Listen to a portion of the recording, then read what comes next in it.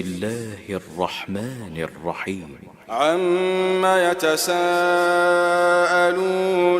عن النبأ العظيم الذي هم فيه مختلفون كلا سيعلمون ثم كلا سيعلمون ألم نجعل الأرض مهادا والجبال أوتادا وخلقناكم أزواجا وجعلنا نومكم سباتا وجعلنا الليل لباسا وجعلنا النهار معاشا وبنينا فوقكم سبعا شدادا وجعلنا سراجا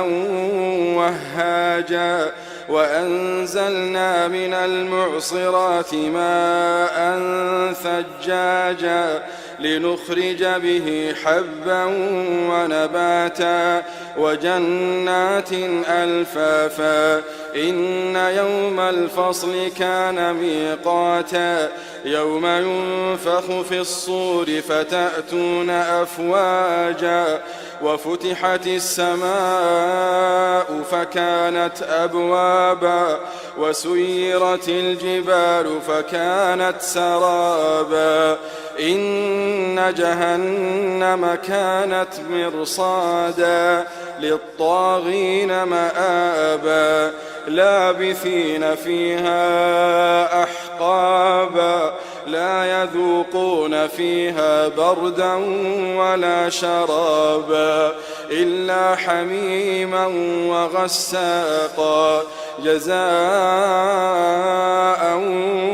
وفاقا إنهم كانوا لا يرجون حسابا وكذبوا بآياتنا كذابا وكل شيء أحصيناه كتابا فذوقوا فلن نزيدكم إلا عذابا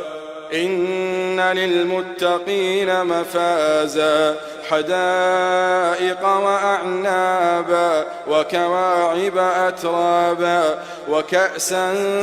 دهاقا لا يسمعون فيها لغوا ولا كذابا جزاء من ربك عطاء حسابا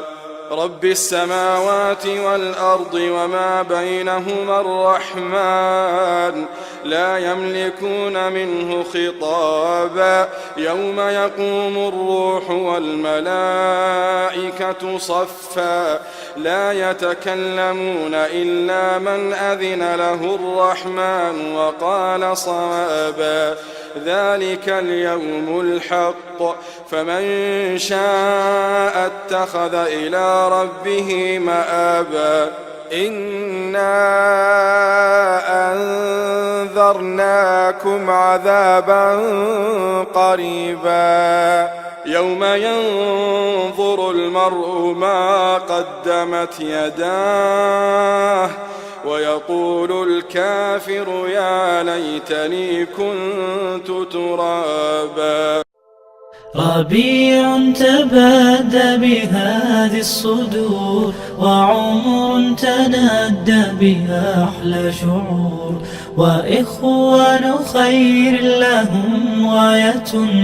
لختم الكتاب ونيل الأجور ربيع تبادى بهذه الصدور وعمر تنادى بها أحلى شعور وإخوان خير لهم غاية